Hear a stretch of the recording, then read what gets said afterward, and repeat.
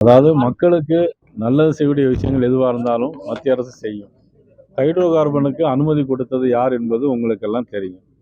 அது அவருடைய கூட்டணி, அவருடைய ஆட்சி காலத்தில் கொடுக்கப்பட்ட ஒரு விஷயம்.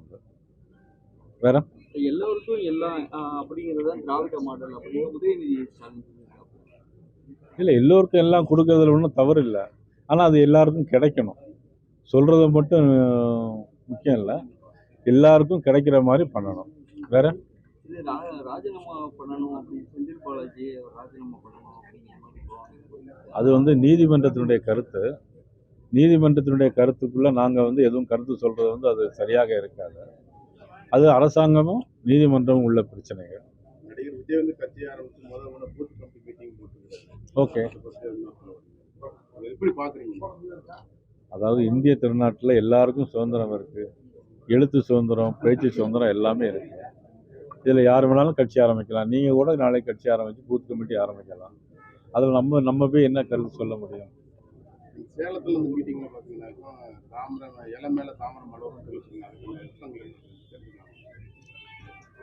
இலையும் தாமரையும் கூட்டணியாக ஒன்று சேர்ந்து எல்லா இடமும் ஜெயிக்கணுங்கிறது அர்த்தம்.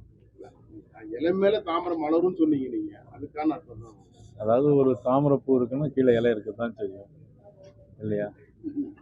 நீங்க அதில் ஒரு அர்த்தத்தை, என்ன அர்த்தத்தை கண்டுபிடிக்கிறீங்க? உங்களுக்கு ஒவ்வொரு டிவிலையும் உங்களுக்கு ரேட்டிங் போடணும், அதுக்கு ஏதாவது வார்த்தைகளை வாங்கி பேசணும். எங்களுடைய கூட்டணி உறுதியானது, இறுதியானது. அதுபோல எது சீட் ஷேரிங் எதுனாலுமே நீங்கள் கேட்கறதுக்கு முன்னாடி நானே சொல்லியிருந்தேன். சீட் ஷேரிங் எதுனாலுமே திரு யூபிஎஸ் அவர்களும் உள்துறை அமைச்சர் அமித்ஷா அவர்களும் பேசிக்கொள்வார்கள். பின்னாடி ஆஃப்டர் எலெக்ஷனுக்கு பின்னாடி தமிழகத்துல கூட்டணி ஆட்சி அமைகிறது வாய்ப்பு. முதல்ல எங்களை பொறுத்த மட்டும் திராவிட முன்னேற்ற கழகம் மக்களுக்கு எதிராக செயல்படுகிறது எல்லா விஷயங்களிலும். ஆக அது அகற்றப்பட வேண்டும் என்பது எங்களுடைய மனு.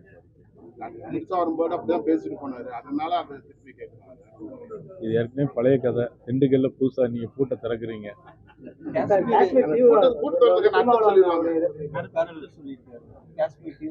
அதாவது